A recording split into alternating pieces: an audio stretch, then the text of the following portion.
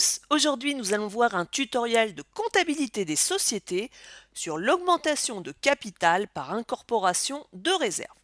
Alors tout d'abord, l'augmentation de capital, qu'est-ce que c'est? C'est soit la création de nouveaux titres, soit l'augmentation de la valeur des titres.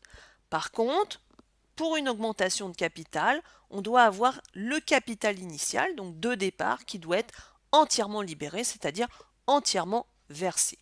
Alors on va voir maintenant les différentes augmentations de capital possibles.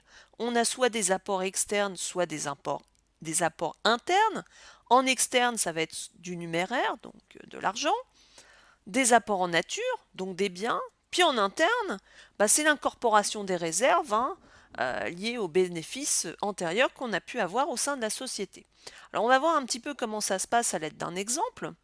Donc on a le bilan de l'entreprise Weber. Donc, elle a un capital de 4000 actions de 100 à valeur nominale de 100 euros, donc 400 000 euros de capital, et puis des réserves de 190 000 euros. Donc, le 1er octobre, la société réalise une augmentation de capital en incorporant 50 000 euros de réserves. Donc, on va calculer le nombre d'actions. Donc, comme là, c'est au sein de la société, ce sont des actions gratuites.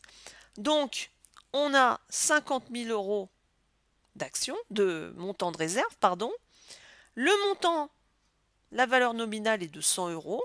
Donc, ça veut dire qu'on va émettre 500 actions gratuites.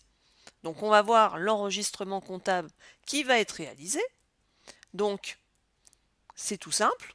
On va avoir donc le compte autres réserves qui va être débité et qui va passer donc dans le compte capital souscrit appelé, donc ça veut dire qu'il est réclamé et versé pour les 50 000 euros.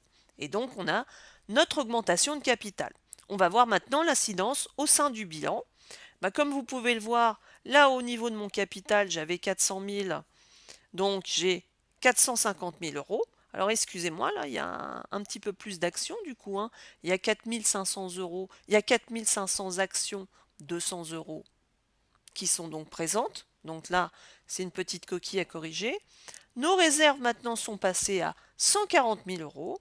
Donc ce qu'il faut savoir, c'est que ces nouvelles actions qui vont être émises gratuitement sont distribuées aux actionnaires associés proportionnellement au titre qu'ils possèdent déjà. Donc on va faire une proportionnelle en fonction de ça et leur distribuer gratuitement ces actions. Donc j'espère que ce petit tutoriel aura été utile pour vous.